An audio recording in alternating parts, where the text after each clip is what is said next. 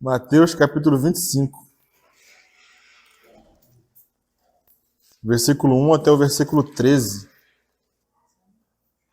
Pode ler, Caleb, em voz alta. Versículo 1 até o versículo 13. Então o reino do céu será semelhante a 10 virgens, que tomando suas lâmpadas, saíram ao encontro do esposo. E 5 delas eram prudentes, e 5 loucas. As loucas, tomando as suas lâmpadas, não levaram azeite consigo, mas as prudentes levaram azeite em suas vasilhas, com as suas lâmpadas. E tardando o esposo, tosquenejaram todas e adormeceram. Mas à meia-noite ouviu-se um clamor. Aí veio o esposo, saí-lhe ao encontro. Então todas aquelas virgens que se levantaram e prepararam as suas lâmpadas. Todas as suas virgens se levantaram e prepararam as suas lâmpadas.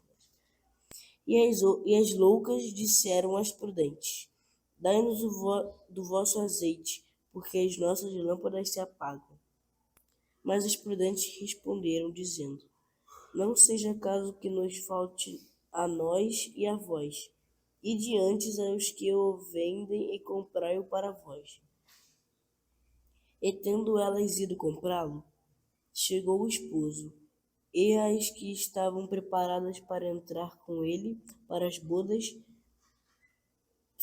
e fechou-se a porta.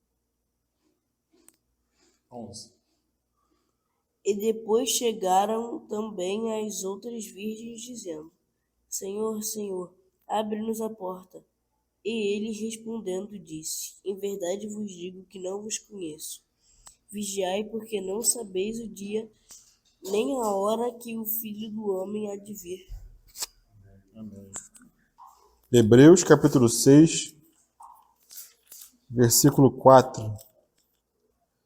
Diz assim: É impossível, pois, que aqueles que uma vez foram iluminados e provaram o dom celestial e se tornaram participantes do Espírito Santo e provaram a boa palavra de Deus e os poderes do mundo vindouro e caíram, sim, é impossível outra vez renová-los para arrependimento, visto que de novo estão crucificando para si mesmos o Filho de Deus e expondo a ignomínia. Queria que os irmãos tivessem atenção no versículo 5, quando ele fala dos poderes do mundo vindouro.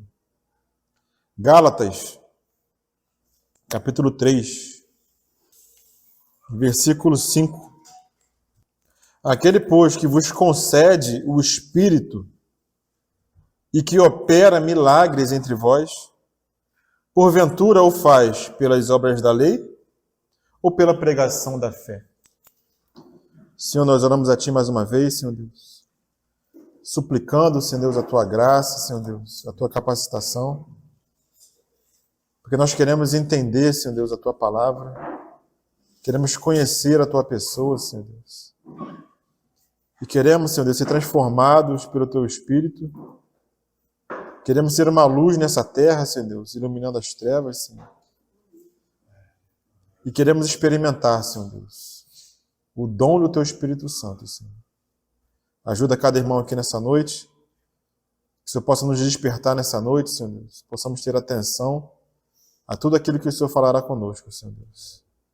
E que possamos, Senhor Deus, crer na Tua palavra, Senhor. Ajuda cada um de nós, é o que eu te peço e oro, em nome de Jesus, Senhor. Amém. Bom, chegamos ao capítulo 25 de Mateus, onde o Senhor vai proferir mais uma parábola nesse Sermão do Monte das Oliveiras. E nós estamos na segunda parte dele, que é a resposta do Senhor com relação à pergunta que os discípulos fizeram. Lá no início, os irmãos lembram? Capítulo 24, versículo 3. Dize-nos quando sucederão essas coisas e que sinal haverá da sua vinda e da consumação do século? Foram 3 perguntas que eles fizeram. E o Senhor agora está respondendo a segunda pergunta. Que sinal haverá da sua vinda? Que é uma resposta para a igreja. Não lembram disso? A primeira resposta é para os judeus, a segunda parte da resposta é para a igreja e a terceira parte é para os gentios. Nós estamos na resposta que o Senhor está dando à igreja. Que sinal haverá da sua vinda? Porque o Senhor falou que de arrebatamento, onde 2 estarão no campo, um será tomado e deixado o outro, 2 estarão trabalhando no moinho, uma será tomada e deixada a outra. Então o Senhor começa a proferir algumas parábolas para que nós possamos nos preparar para a vinda do Senhor. Que sinal haverá da sua vinda? O Senhor está falando isso. Então nós vimos na última parábola, no versículo 45, a parábola do servo bom e do servo mau, em que o Senhor fala da sua vinda, porque aquele servo mau pensou consigo mesmo, meu Senhor tarda, e o Senhor veio em hora que ele não esperava. E logo em seguida, que o Senhor fala aqui no versículo 51, versículo 50 e 51 do capítulo 24. Virá o Senhor daquele servo em dia em que não o espera e em hora que não sabe, e castigá-lo-á, lançando-lhe a sorte com os hipócritas. Ali haverá choro e ranger de dentes. Então o Senhor está falando da sua volta quando aquele servo mau não estava esperando. E ele inicia o versículo 1 do capítulo 25 com a palavra então. Então o que, irmãos? Então, na vinda do Senhor, o reino dos céus será semelhante. Então aqui ele vai começar a falar como que o reino vai se manifestar. Ele vai trazer o exemplo de 10 virgens. 5 nécias, ou loucas, como Caleb leu, né? E 5 prudentes. Para nos ensinar, para nos retratar o que vai acontecer na vinda dele. Mas com relação aos mortos.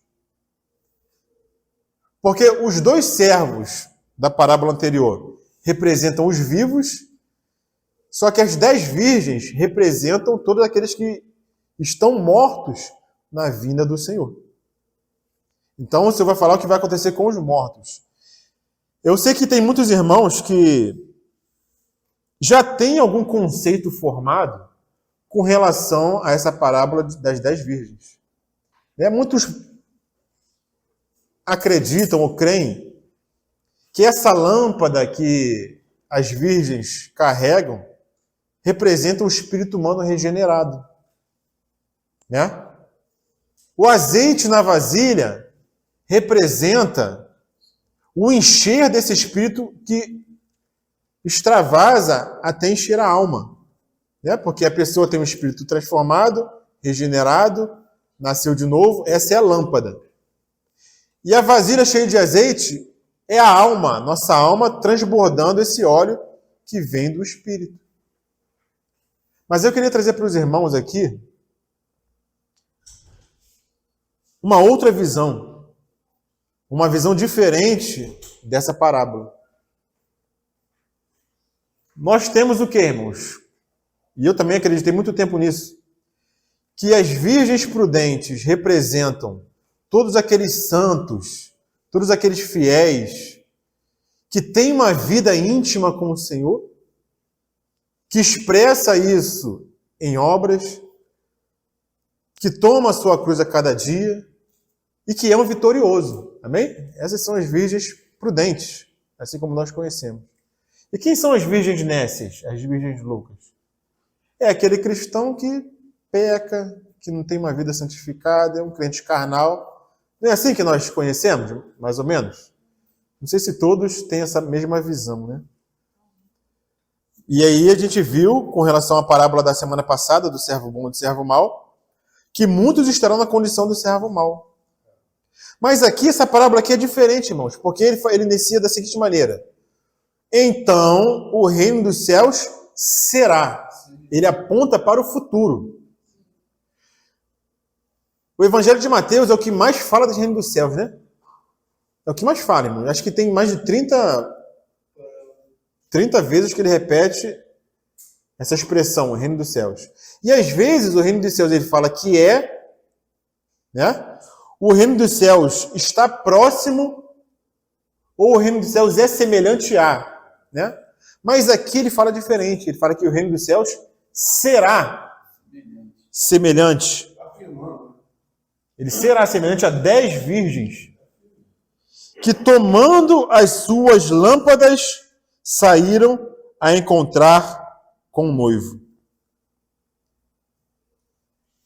Essa lâmpada aqui, irmãos, que está aqui no versículo 1, eu não sei como que está na tradução dos irmãos. Alguém tem uma tradução diferente? Caleb leu lâmpada, né? Lâmpada. Alguém tem uma tradução diferente? Lamparina. Tem outras traduções que falam candeia. Mas, na verdade, irmãos, a palavra que está aqui, traduzida como lâmpada, na verdade é tocha. E não é uma lâmpada, como a gente vê, que ilumina o interior da casa. Naquela época não existia lâmpada elétrica, né?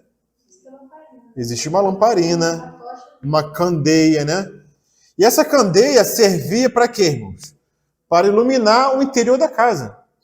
Ninguém saía com uma candeia, com uma lamparina, se fosse sair para algum lugar, jornadear, ir para um outro lugar numa jornada à noite.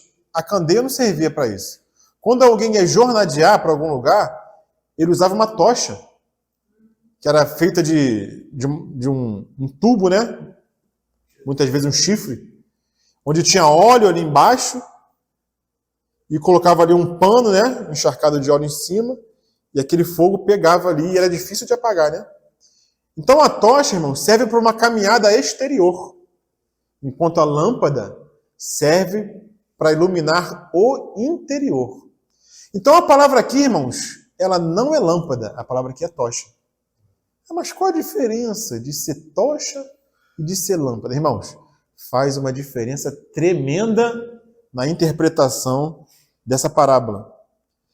Porque é muito importante para a nossa qualificação para entrar nas bodas, nós entendermos que aqui se trata de tocha e não de lâmpada.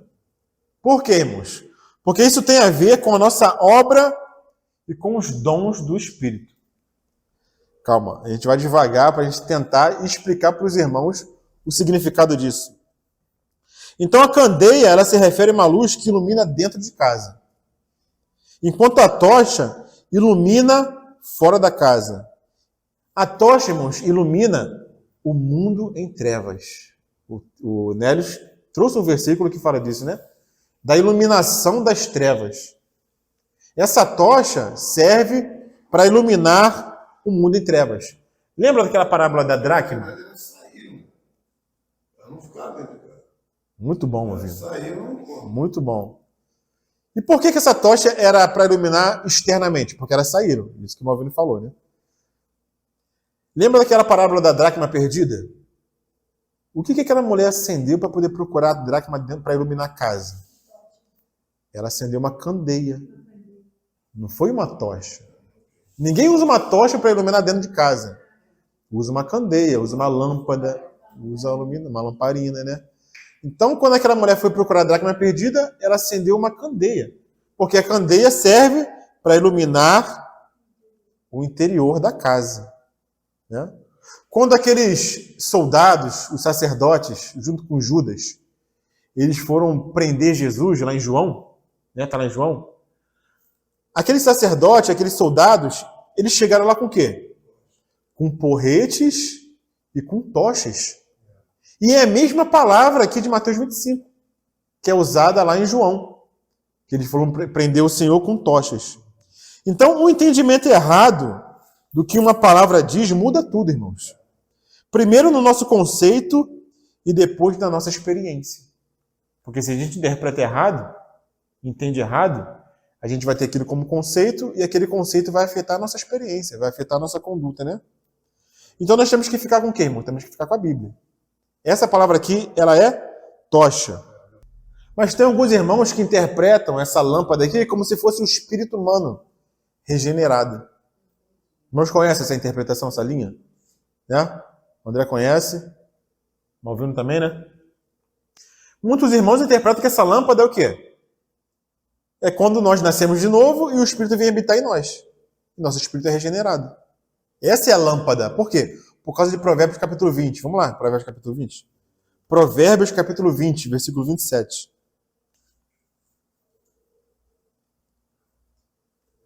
Provérbios depois de Salmos. Provérbios 20, 27. Então, muitos irmãos veem essa lâmpada de Mateus 25 como o Espírito do homem regenerado por causa desse versículo.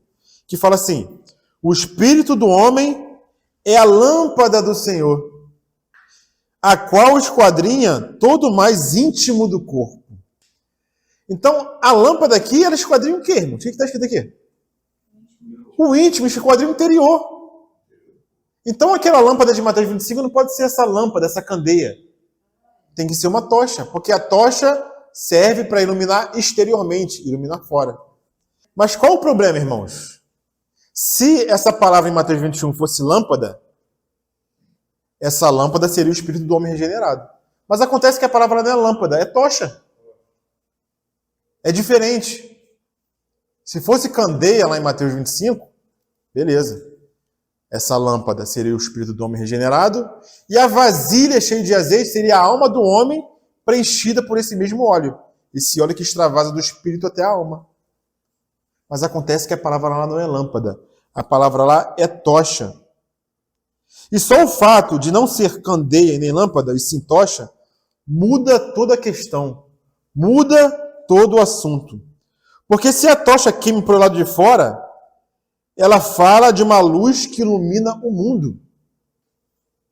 Porque a lâmpada ilumina o nosso interior. A tocha ilumina o mundo. Vamos lá a Mateus capítulo 5. O Salmo 119 também fala: lâmpada para meus pés e a tua palavra, e luz para os meus caminhos. Caminho. Para iluminar o caminho. É uma tocha, entendeu? Uma tocha. Mateus 5, 14.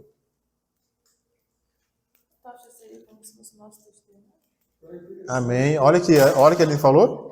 Repete, Aline. A tocha é como se fosse o nosso testemunho. Isso. A tocha é o nosso testemunho. Ilumina fora. Nós está começando a pegar. Amém. Aqui em Mateus capítulo 5 fala o seguinte. Versículo 14. Vós sois o quê, irmãos? A luz do mundo. Não se pode esconder uma cidade edificada sobre um monte. Nem se acende a candeia e se coloca debaixo do alqueire. Mas se coloca onde? No velador. E dá luz a todos que estão na casa. Certo? Mas olha o versículo 16. Assim resplandeça a vossa luz diante dos homens, para que vejam as vossas boas obras, o vosso testemunho, e glorifiquem a vosso Pai que estás nos céus. Então essa tocha tem que iluminar o mundo. Vós sois a luz do mundo. Assim como o nosso interior é iluminado pela candeia, e ilumina toda a casa, essa tocha tem que iluminar fora. Então quando aquelas virgens tomam as suas tochas, elas tomam as tochas porque elas vão sair. Vão sair ao encontro do noivo. Estão percebendo a diferença, irmãos? A gente vai ver que todas tomaram as suas tochas. Todas as 10. Não foi só as 5 prudentes. As 10 tomaram as suas tochas. Então as 10 tinham um testemunho exterior.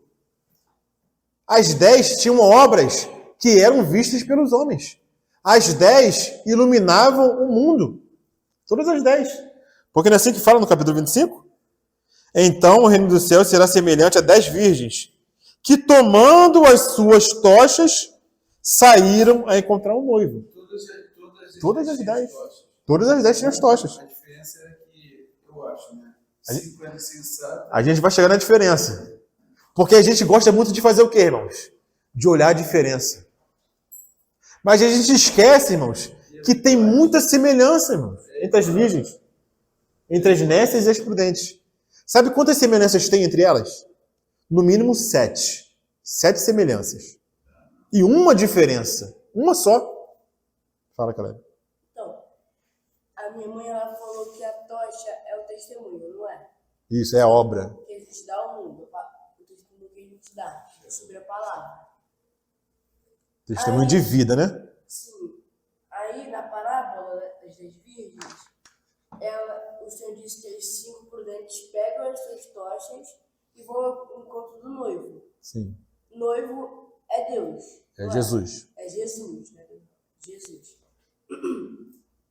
Aí, isso quer dizer que quando nós pegamos a nossa tocha, nós testificamos a palavra, a gente vai se tornando mais íntimo de Deus, vai se aproximando de Deus até. Isso aí. É porque a gente anseia por vê-lo. Assim como elas saíram ao encontro do noivo, nós fazemos a mesma coisa. Ou não fazemos, ou não esperamos a parousia do Senhor. Temos esperança na volta do Senhor, irmãos?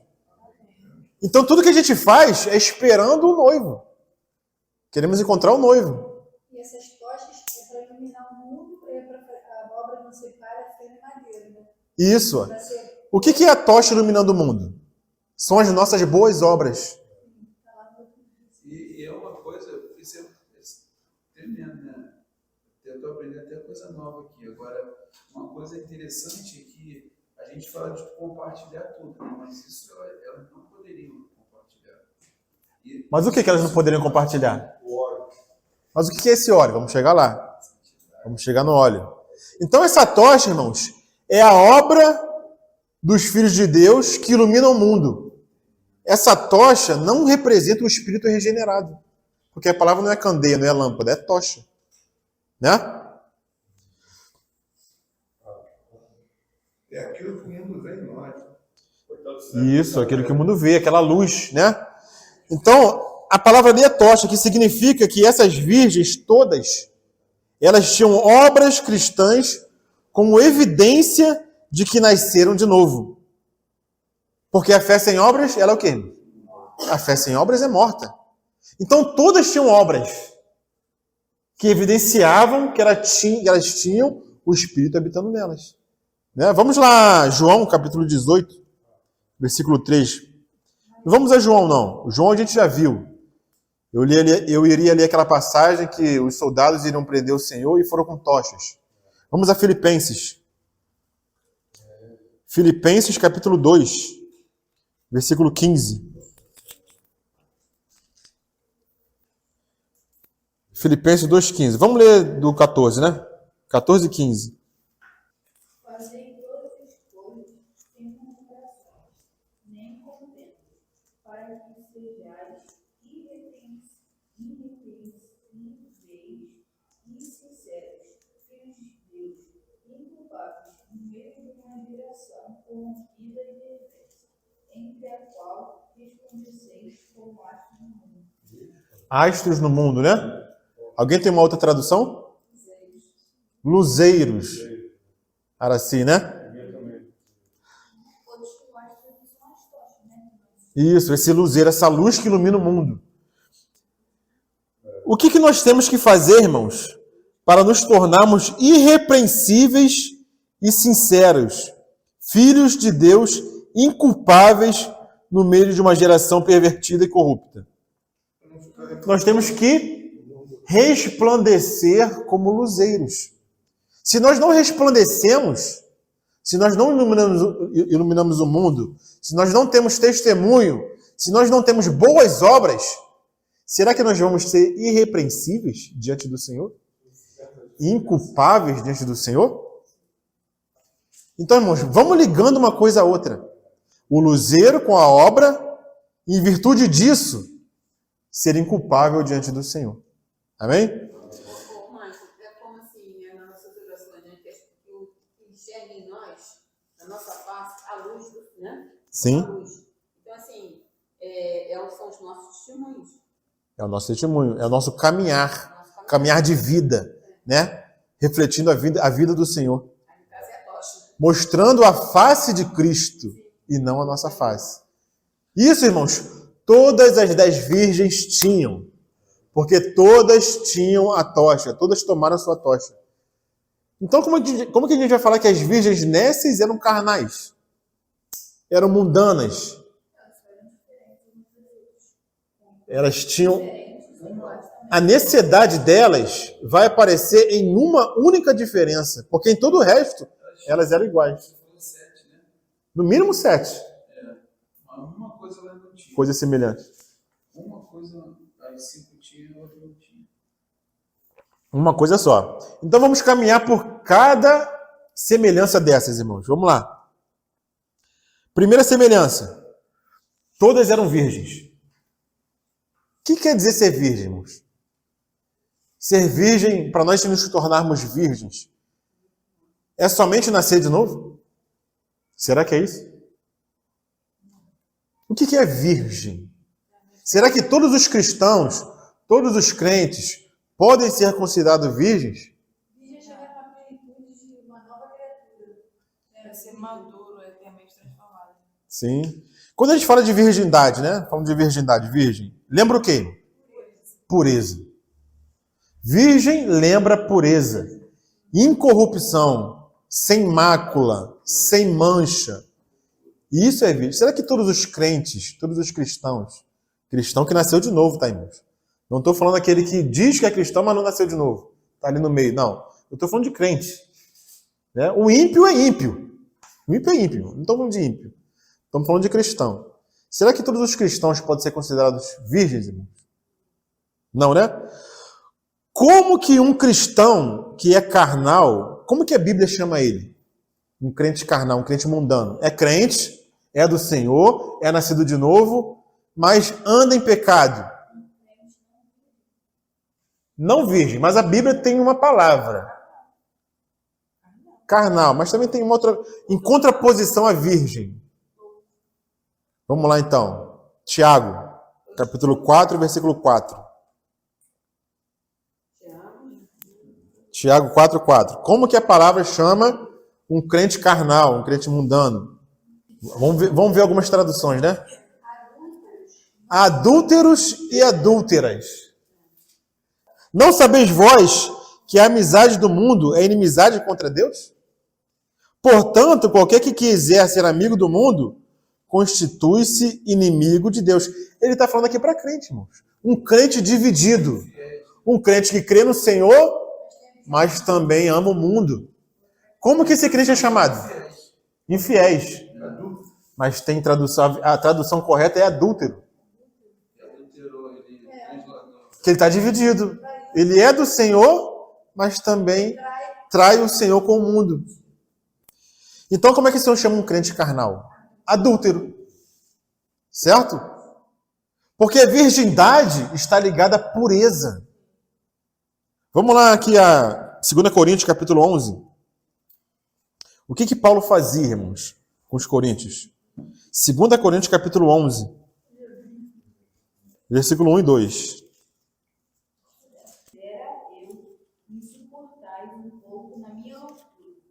Suportai-me, porém, ainda, porque estou zeloso de vós com o zelo de Deus.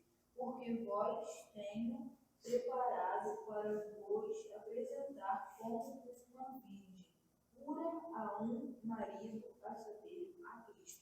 Como que ele queria apresentar os coríntios? Como uma virgem pura. Esse é o trabalho de Paulo.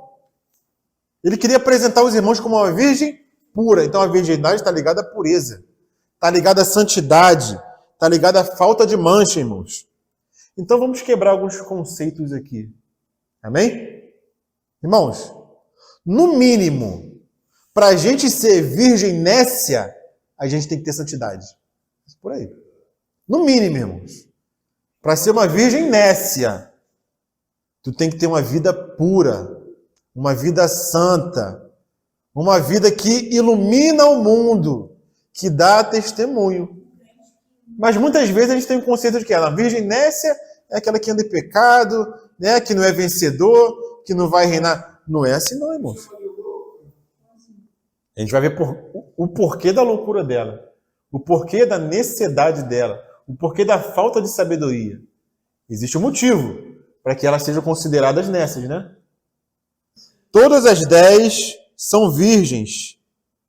Então a gente não pode rebaixar as virgens nécias como se elas fossem pecadores, qualquer uma, não. Elas são virgens, irmão. Essa é a primeira semelhança.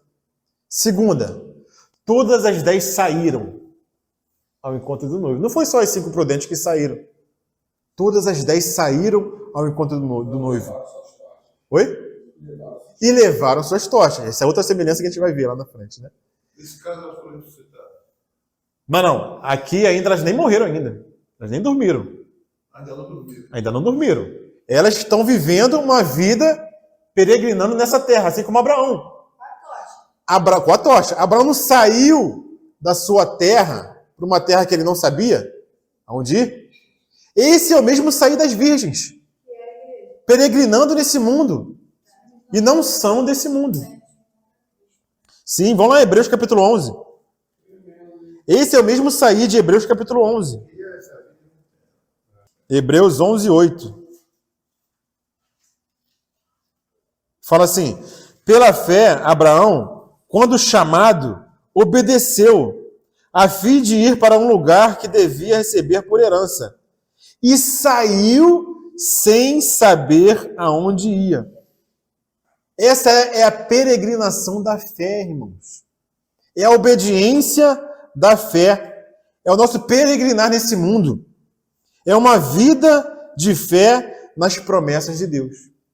Então o negócio está ficando meio complicado, né? Para a gente ser virgem nessa, irmão, a gente tem que caminhar muito. Só para ser virgem nessa, tá? Porque elas saíram ao encontro do noivo. Então não é tão simples assim, eu fui salvo, agora eu sou virgem. Não.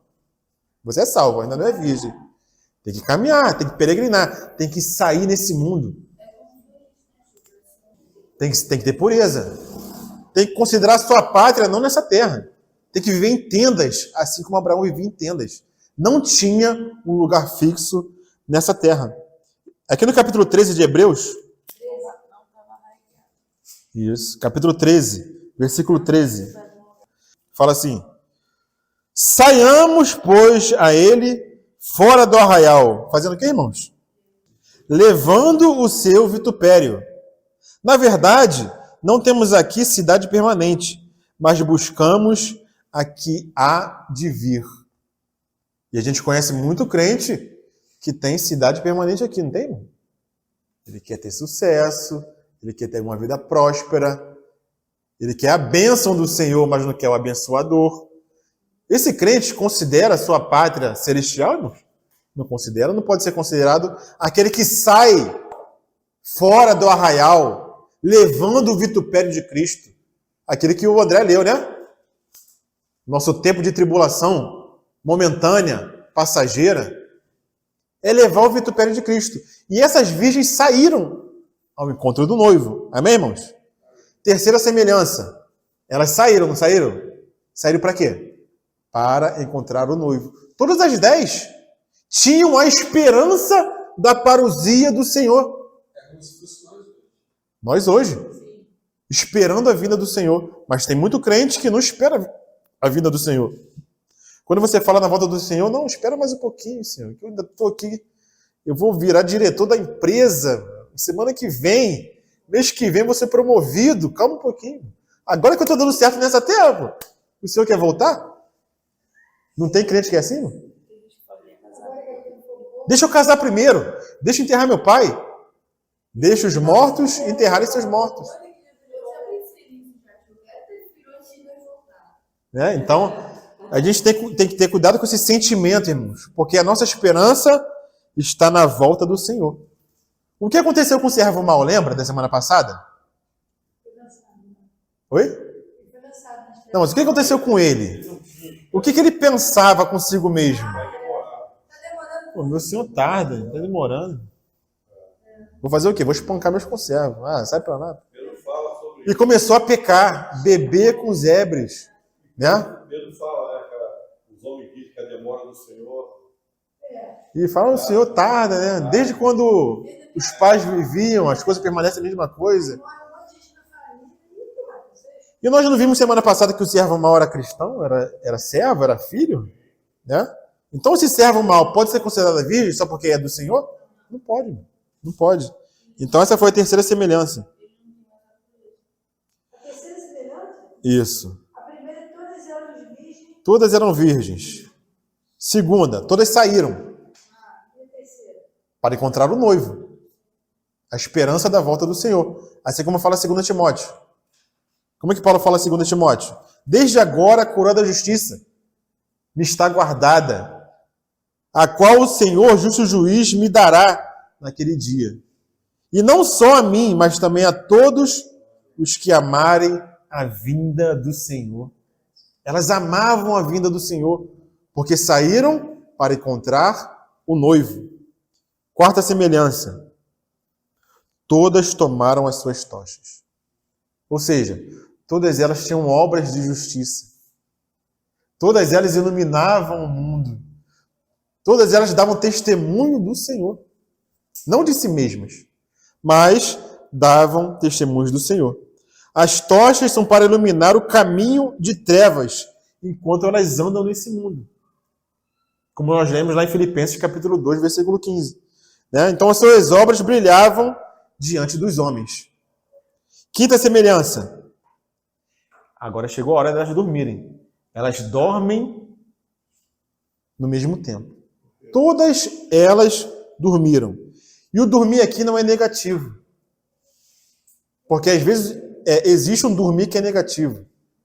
Aquele pai de família que não vigia e dorme, vem um ladrão, na hora que não espera, e arromba a casa. Esse é um dormir negativo, né? Agora, o dormir das virgens não é negativo. Elas dormiram por quê? Por que elas dormiram? Vamos voltar aqui no capítulo 25 de Mateus. Por que elas dormiram? Está aqui no versículo. E tardando o noivo, foram todas tomadas de um sono e adormeceram. Então o sono delas é em virtude da demora do noivo. Ou seja, a culpa é do noivo, certo? Mas o noivo é quem? Será que a gente pode botar a culpa em Cristo, irmão?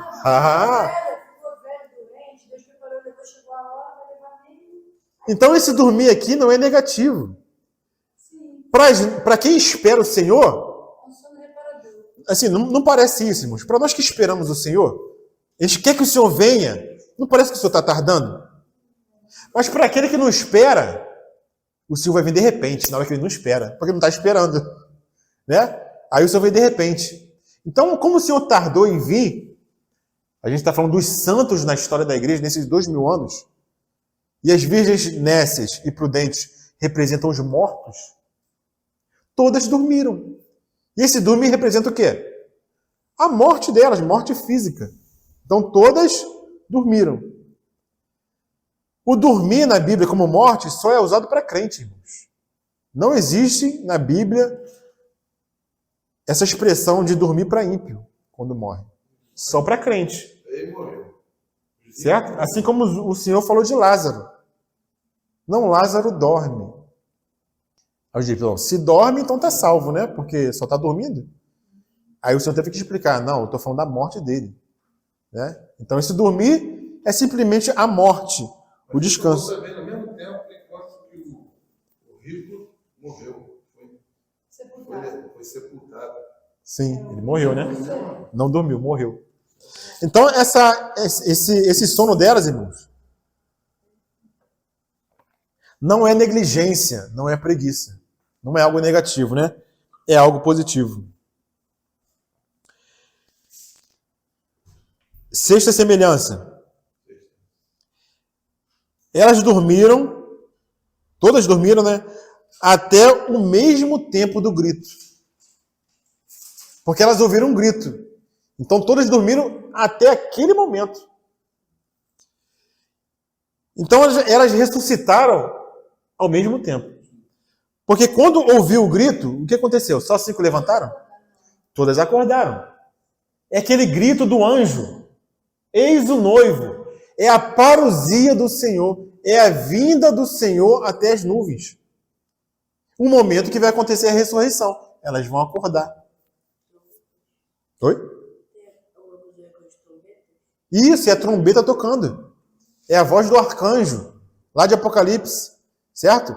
Então elas escutam essa voz, avisando o quê? Eis o noivo está chegando. É o momento da ressurreição, irmãos. É o momento da transformação. Para quê? Para se encontrar com o noivo. Agora na vinda dele, né? É a parousia do Senhor. É a presença do Senhor nos ares.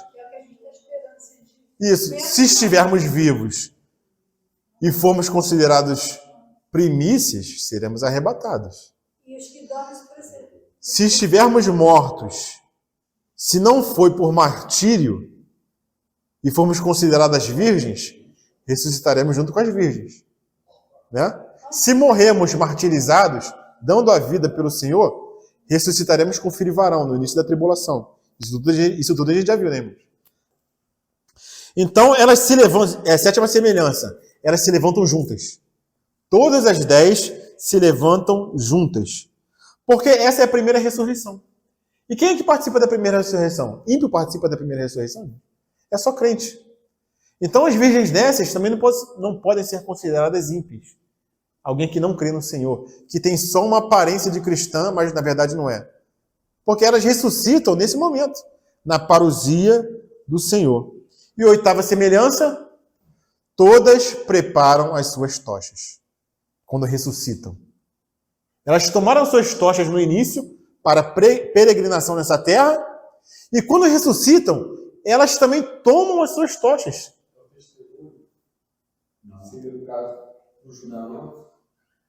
São as suas obras. Porque o que é aquela veste branca lá de Apocalipse? São as obras de justiça dos santos. Todas têm obras de justiça. Então elas tomam as suas tochas. Todas têm pouco. Tanto as prudentes quanto as nécias. São semelhantes em tudo. Prudentes e nécias, elas tinham tochas, estavam acesas, mas as tochas de uma iam se apagando. Mas estava acesa. Tinha tocha. Mas o óleo estava no finalzinho. E aqui aparece a diferença. Qual a diferença das prudentes? Elas tinham óleo extra.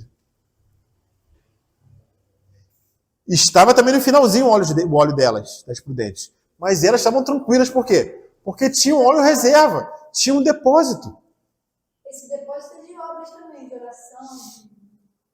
Não, as obras são a tocha, iluminando. Mas e por que não entra Deus fecha a porta, deixa entrar na porta? Vou introduzir o que é o óleo e não vou completar para deixar para a semana que vem.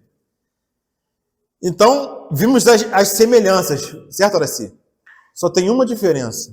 Uma única diferença que é fundamental para que as virgens nécias fossem deixadas de fora das bodas.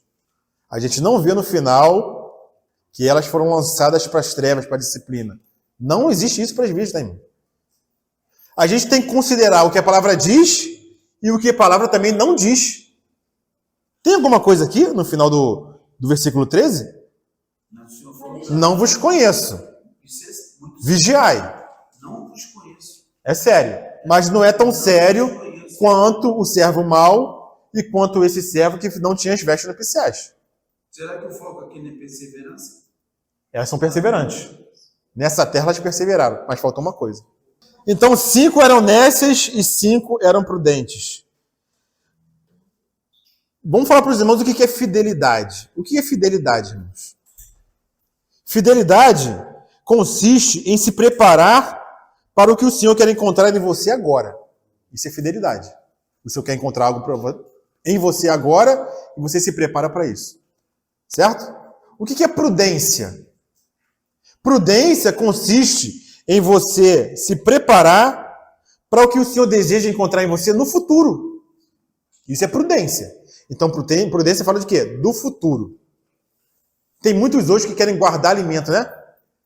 Porque não sabem o que vai acontecer, guerras. Então, guarda alimento para quê? Para comer agora? O alimento que fica guardado lá? Aquele alimento é para quê? É para o futuro. Isso se chama o quê? Prudência. Então, prudência fala de algo que você reserva agora, você tem que ter agora, mas não é para usar agora. É para usar no futuro. Depois. O Senhor vai exigir isso de você depois. Não vai exigir hoje. Hoje você tem que ter fidelidade. Você quer ser encontrado pelo Senhor fiel hoje? Você tem que ser fiel. Mas no futuro, o Senhor vai querer encontrar algo de você lá. Então você tem que acumular hoje, tem que ser prudente, para que lá você tenha. Quando é que aparece a imprudência das nécias? Quando é que apareceu? Quando é que ficou evidente a prudência delas? Só ficou evidente a imprudência delas, irmãos, quando o Senhor veio e começou a festa. Porque aquilo que elas tinham que ter extra, o óleo extra, fez falta na caminhada delas, na jornada, o óleo extra? Não fez falta nenhuma, irmãos. O óleo extra não fez falta nas jornadas delas. O óleo extra só fez falta, ou só vai fazer falta, na vinda do Senhor e quando iniciar as bodas. Ali elas vão sentir falta do óleo extra. Tanto as virgens nécias quanto prudentes jornadearam sem precisar do óleo extra. Mas as prudentes foram prudentes. E apesar de não precisar do óleo extra na jornada na terra, elas guardaram porque sabia que o Senhor ia exigir na volta dele. Porque o óleo serve para a festa, não serve para a nossa caminhada aqui. Amém, irmãos? Pegaram essa diferença aí? Que a imprudência dela só foi manifestada na vinda do Senhor, porque até então estava todos iguais. Tudo igual. Então, óleo é alguma coisa que você acumula agora, mas que não é tão necessário para a sua vida cristã agora, mas será extremamente necessário para a festa no futuro, pois a festa dura a noite toda. E as tochas delas iam se apagando. E elas tinham que ter óleo extra, porque a festa ia durar um período, irmãos. Então a tocha tinha que queimar a noite toda. Durante a festa era necessário o óleo extra. O que o óleo representa, André, que você falou? O que o óleo representa? O que o azeite representa? O Espírito Santo. Olha só.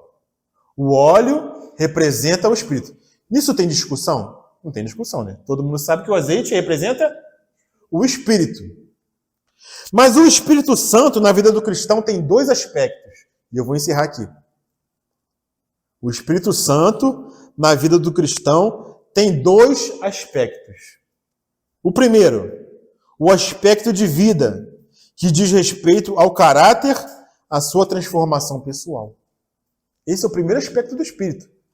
Mudança de caráter, te levar a toda a verdade, te capacitar para você testemunhar de Cristo, para você ter boas obras, você ter o caráter transformado. Esse é o primeiro aspecto do Espírito Santo na vida do cristão. Qual é o segundo aspecto? Qual é o segundo aspecto do Espírito Santo na vida do cristão? O primeiro aspecto é o aspecto de vida, de transformação de caráter, de fruto do Espírito. Bondade, longanimidade, amor, aqueles 9 lá, né? Esse é o aspecto de vida. Mas ele tem um segundo aspecto na vida do cristão. Que aspecto, irmão? O aspecto de poder. Dons miraculosos. Dons do Espírito. Esse é o segundo aspecto. Que nem todo cristão tem. Porque não busca. Mas a vida, todo cristão tem. O testemunho, todo cristão pode dar. Mas esse segundo aspecto, que é o aspecto dos dons espirituais, que está lá em Coríntios, é negligenciado por muitos cristãos. Esse é o óleo extra, irmãos, que eu não vou continuar falando agora, mas semana que vem a gente continua. Esse é o aspecto que as virgens nécias não tinham. Esse óleo extra, esse aspecto de poder do Espírito. Porque a palavra de Deus, o Evangelho não consiste em quê? Não consiste só de palavra, mas também de poder. E manifestação do Espírito. Por isso que nós lemos Gálatas. Vamos encerrar aqui lendo Gálatas? Voltar a ler Gálatas? Gálatas capítulo 3. É o aspecto de vida. Esse é o aspecto de vida, o primeiro aspecto na vida do cristão. É um aspecto do Espírito Santo na vida do cristão. Transformação de vida, transformação de caráter, conduta. Certo? Mas o segundo aspecto é o aspecto de poder, dons do Espírito Santo. Gálatas capítulo 3, versículo 5. Vamos ler aqui a partir do versículo 1, só para encerrar, irmãos. Oh, insensatos, Gálatas. A mesma palavra lá de Mateus capítulo 25. Nécias. Ó Gálatas insensatos, quem vos fascinou a vós outros, antes cujos olhos foi Jesus Cristo exposto como crucificado? Quero apenas saber isso de vós. Recebeste o Espírito pelas obras da lei ou pela pregação da fé? Sois assim insensatos que, tendo começado no Espírito, estejais agora vos aperfeiçoando na carne. Terá sido em vão que tantas coisas sofrestes? Se na verdade foram em vão. Agora versículo 5. Aquele, pois, que vos concede o Espírito, que é a tocha, que é o aspecto de vida, e que opera milagres entre vós, que é o aspecto de poder. Porventura, o faz pelas obras da lei ou pela pregação da fé? Então ele fala de dois aspectos do Espírito. Os dons miraculosos, irmãos, que muitas vezes nós negligenciamos. Nós deixamos de lado. Porque o que a gente fala? Ah, é o amor. Por causa de 1 Coríntios capítulo 13, a gente tem que ter amor. O que adianta, né? Se a gente não tiver amor e tiver dons. Mas o que fala, irmão? Para encerrar agora, para encerrar. Muitas vezes a gente fala que tem que ter amor, certo? E é verdade. Temos que ter amor, irmãos. Porque capítulo 12, 1 Coríntios, fala de dons. O capítulo 14 fala das promessas do Senhor, dos dons do Senhor também. E o capítulo 13 está no meio, como se fosse a carne do sanduíche. Vamos ver. Se completando. Isso, mas o que ele fala? Olha o versículo, irmãos. A gente muitas vezes fala de amor, né? Tem que amar o irmão. Amém. Esse é o fundamento. Se não tiver amor, não adianta nada. O amor é o fundamento, mas não é só o amor. As virgens nécias ficaram só no amor. Beleza. São virgens, são nécias. E eu queria confortar o coração dos irmãos. As virgens nécias vão reinar com Cristo, tá, irmãos? Elas não foram excluídas do reino. Elas vão reinar com o Senhor. Mas como elas não tiveram o segundo aspecto do Espírito, que é de poder, elas não vão ter o melhor da festa, que é as bodas. Irmãos, se nós formos virgens nécias, amém, irmãos.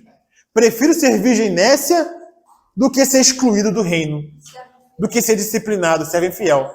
Se eu for virgem nécia, amém, tá bom, irmãos. Claro que a gente quer ser a virgem prudente, que tem o melhor da festa. Por quê? O que a virgem nécia fez? 1 Coríntios capítulo 13. Então, a única consequência da virgem é o galardão. Menor do que o galardão. Isso aí. Isso aí. 1 Coríntios O capítulo 13 fala de quê? Fala do? O dom supremo é o amor. É o fundamento de tudo. Mas o que ele fala no capítulo 14, versículo 1? Ele fala que é para ficar só no amor? O que ele fala? Capítulo 14, versículo 1. Seguir o amor e procurar com zelo os dons espirituais. Amém. Escutou, Nélia? Seguir o amor é o fundamento. Mas é para parar no amor? Não. Não é para parar no amor. Seguir o amor e procurar com zelo os dons espirituais, mas principalmente que profetizeis. Então o dom, o poder do Espírito também é importante. É o óleo extra que as prudentes tinham e que vai ser necessário na festa. E nós vamos ver por que esse poder do Espírito é necessário na festa. E as virgens nécias não tinham. E não puderam participar do melhor da festa. Amém, irmãos? Amém. Glórias ao Senhor.